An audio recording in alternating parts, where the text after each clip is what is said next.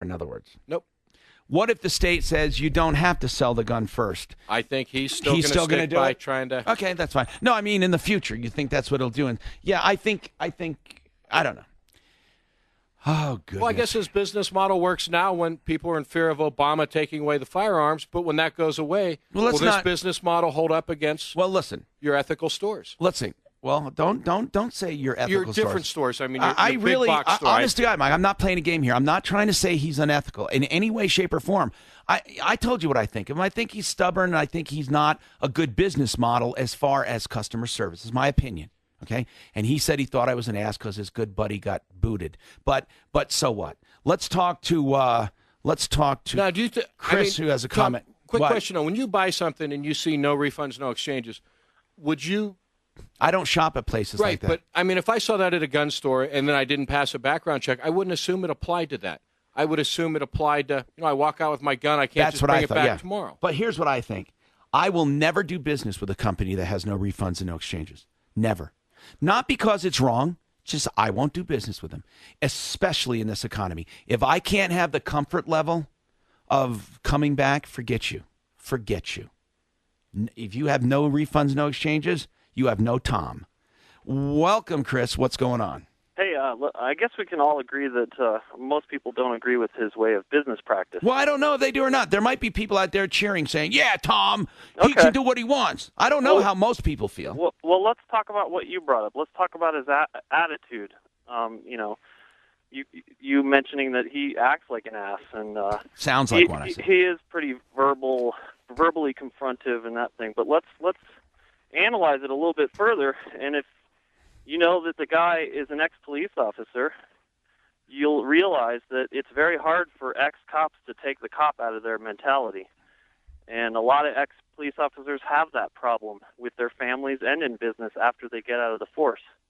How do you know that? How do you know that? Well, I studied law in school, and I took a lot of classes of, describing what police officers' mentality goes through, sort of psychological aspects of law. Yeah, and to a certain extent, I'm glad we have those personalities to be police officers. Well, he is an ex-cop, and listen, for him to survive on the streets and do what he did for as long as he did, he needs to have an attitude. Right. He needs to think that he's right all the time. That's right. Or he'll never survive. So I'm not defending him, but I'm saying he needs to learn or get some help how to get that cop out. So what's the bottom line then? Get the cop out of your attitude? Yeah, exactly. If his business practices are his. That's his choice. But, he may want to, look into some therapy about getting how to treat people. He does sound angry. And the thing is, I think that's a personal thing. And I think that the way he was talking to that woman was ridiculous. It was. Now, I talk to people on the air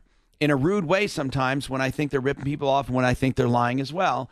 But it's more theater of the mind. But I think that I have to admit this. Even in private, if I think someone's trying to take advantage of me or cheat me, I get nasty. If I think they're really nasty and trying to cheat me and lie to me, I get nasty. I'll never do that with a normal conversation, though. Never. Gosh, we got so many comments. Sean, welcome. What's going on, Sean? Hey, just had a comment about the Gunsmoke issue. Basically, me and 9 of my friends are now not going to take the concealed weapons permit class there because of this situation. So I hope he made enough money off of not refunding this lady her money to make up for 9 or 10 total people not taking this class. I really don't want to see him hurt. I just want to see. I don't know. I've always, one time I was at an event with Peter, and he was there because he's a friend of Peter's, and he came up and said, "Hi, I'm Rich," and I said, "Hey, Rich, remember that thing about that weapons class?" Because we had a disagreement on the air. I said he was stupid. I'm not bonehead or something. I said it was a bonehead decision because he couldn't fill that class. No, excuse me. What it was is this guy paid for a concealed weapons class. And changed his mind. Flat out just changed his mind. Now, Rich said you don't get your money back. The only way you get your money back, it's a money-back guarantee. The only way you get your money back is to come to the class and say you're not satisfied. And I said, but Rich, that doesn't make sense to me because if all I have to do is sit in the class and say I'm not satisfied and get my money back, then why not just get my money back now? Then you get a guy who may want to come to fill that chair who won't want their money back. You'll actually make more money that way. And he just didn't see it. Nope. He committed to the class. He either comes or I keep his money. But I says now the guy is going to, no matter what you do at the class, he's going to want his money back. That was the conversation. Nope, he's got to come. And then after the class, if he wants his money back, he gets it back. And I said, but do you understand? Do you have trouble filling these classes? I asked him, and he says, nope. I said, then you're not losing anything by letting the guy have his money back. Nope, won't do it.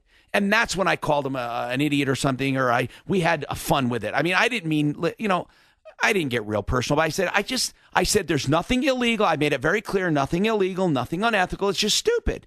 I said it was stupid. And that's when Scott Watley ran up here and said, Rich is a good friend of mine, and I think you got him all wrong. And I said, Scott, what do you think of this? And Scott says, well, I don't agree. I think it's stupid too. And he didn't say he's stupid. He says, I think it's stupid. And we tried to reason with Rich off the air. He says, nope, won't give it back. And so that kind of attitude to me, and I said, Rich, when I was at this public event with Peter, I said, Rich, man, that was a dumb thing. He says, no, I'm sorry, Tom. You don't really know me. And I said, it doesn't matter if I know you. You could be a great guy, but your reasoning is off on this one. It's off on it. And so look, Rich Wyatt and I will never agree on how to do business ever. That's fine. Okay? That's fine. I mean, I can't say that I can't say that he's right and I'm wrong. I just think we just totally think differently. Totally. Did I take Ray already? Ray, are you there? Ray? Yes. Did I take you already? Not yet. Go ahead, sir. Thanks for taking my call. I just had a question. If he sold her that gun and she did not pass a background check, now he has the gun and she's paid for it, why can she not sell it to an individual? Because she is not allowed to. She has to, in order to sell it, you have to have possession of it. You have to, in other words, it would be a straw purchase. I agree with him on that. But he did say he could transfer it to another gun shop and they could sell it for her. Okay. But thanks for your question. I am out of time, right? I got to take a break.